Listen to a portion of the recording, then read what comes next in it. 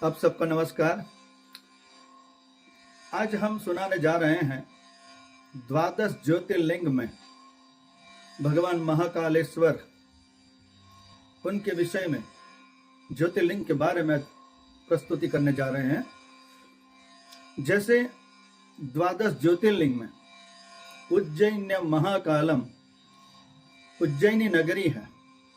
उस नगरी में वृषभसेन नाम का एक राजा रहता था। अच्छी तरह से उनका राज्य संचालन कर रहा था।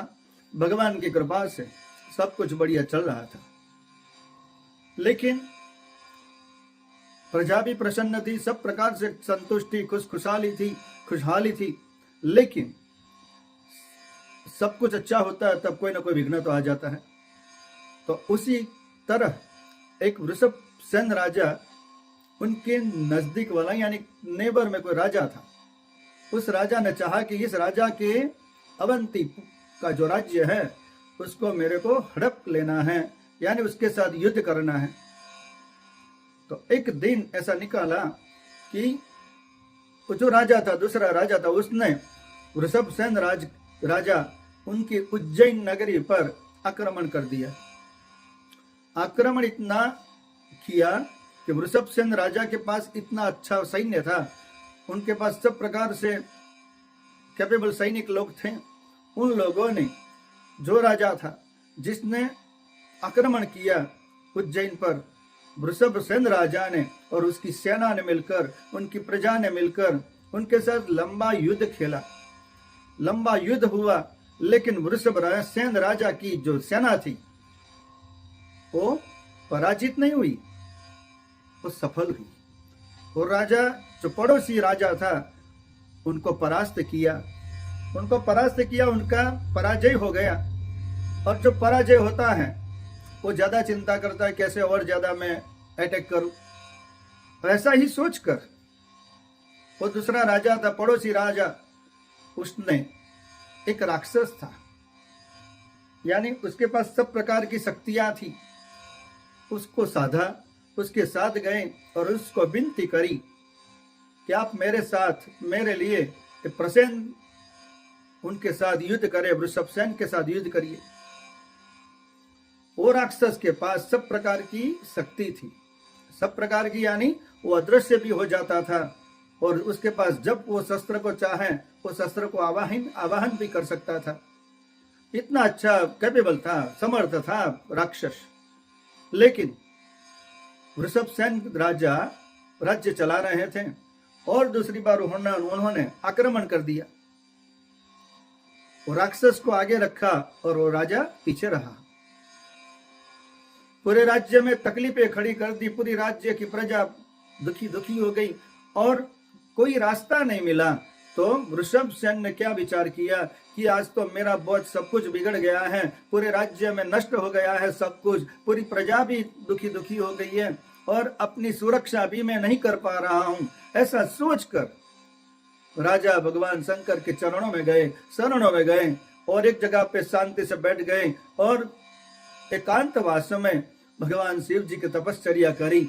ओम नमः शिवाय, ओम नमः शिवाय, ओम नमः शिवाय, यानी पंचाक्षर मंत्र से उपासना करी। भगवान शंकर वहां उपस्थित हुए और भगवान उनके भक्त के सामने खड़े होकर बोले, हे भक्तराज, आप जागृत होइए। आपने क्यों तपश्चर्या करी है मेरे को पता है, आप चिंता मत करो, मैं आपके साथ हूं। भगवान ने उनको अभय वरदान दिया, अभय वचन दिया, मैं आपके साथ हूं, आप चिंता मत करो। और वृषभसेन खड़े हुए, भगवान शंकर जी को दंडवत प्रणाम किया और भगवान शंकर जी ने अपने अस्त्र शस्त्र से पूरे जहां जो अव्यवस्था थी सब व्यवस्था करी, यानी राक्षस को का नाश किया। और जो दूसरा राजा था, दुर्जन राजा था, उसका भी भगवान शिव जी ने नाश किया। और वृषभसेन भगवान के चरणों में गिर पड़ा कि प्रभु, आप मेरे पर कृपा करिए, मेरी तपश्चर्या से आप प्रसन्न हुए हैं तो मेरे को एक वरदान दीजिए। मेरे को कुछ नहीं चाहिए, लेकिन ये जो भूमि में आप प्रकट हुए हैं ये अवंतिका है, ये उज्जैन नगरी है, आप उसमें हमेशा के लिए, हर हमेश के लिए आप विराजमान होइए। आपकी हाजिरी इजल लगाइए भगवान, आपकी स्थापना करिए, आपके होने से इस भूमि का प्रभाव और बढ़ जाएगा। आप इधर विराजमान होंगे तो राक्षस भी नहीं आएंगे, आसुरी शक्ति भी नहीं आएगी। और राजा वृषभसेन भगवान से आंखों में से पानी निकालते हुए भगवान जी से विनती करता है। भगवान शंकर जी करुणा निधान है, उन्होंने उनको वरदान दिया कि तुम्हारी इच्छा है, तुमने मेरे लिए तपश्चर्या करी है और आपकी इच्छा है तो मैं उज्जैन में विराजू। तो तब से भगवान शंकर स्वयंभू यानी ज्योतिर्लिंग के रूप में वहां प्रकट हुए और वहां ही भगवान स्थापित हो गए। और तब से उज्जैन नगरी बनी हुई है, पवित्र नगरी, भगवान शिव जी की नगरी और पौराणिक नगरी। ये उज्जैन नगरी का भगवान ने कल्याण किया।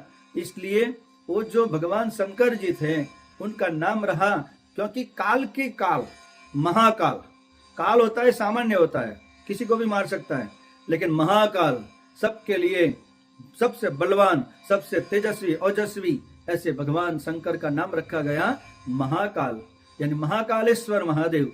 इसलिए हम जब जाते हैं उज्जैन तो हमें कहीं भी जाएं, लेकिन हमें पता होना चाहिए कि जैसे सोमनाथ जाते हैं तो हमने पहले बताया हुआ है ऑलरेडी, कई ज्योतिर्लिंग की कथाएं यूट्यूब पे हमने बताई है, आप सुन सकते हैं। उसके अब ये 85 वीडियो हो गए हैं, आपके वो जब भी आपको मौका मिले तो सुन सकते हैं। कि महाकालेश्वर की जो कथा है हम भगवान शंकर जी के चरणों में अर्पण करते हैं। जब भी जाए महाकालेश्वर, लेकिन महाकाल की कथा सुनकर जाएंगे तब आपको और ज्यादा पता चलेगा और अच्छा हमारा मन लगेगा। तो सबको ओम नमः शिवाय। आज मंडे है और आने वाला जो वीडियो है हम बनाएंगे कि जीवन में कभी भी ज्यादा कोई जिम्मेदारी लेनी नहीं चाहिए, जितना होता है उतना ही हमें चलना चाहिए। जैसे बोलते हैं ना, चद्दर जितनी लंबी हो उतना ही हमें पैर हमारे फैलाने चाहिए, वरना हम आगे कुछ कर देते हैं तो तकलीफें हो जाती है।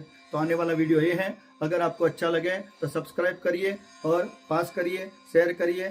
सबको ओम नमः शिवाय। जय श्री कृष्ण।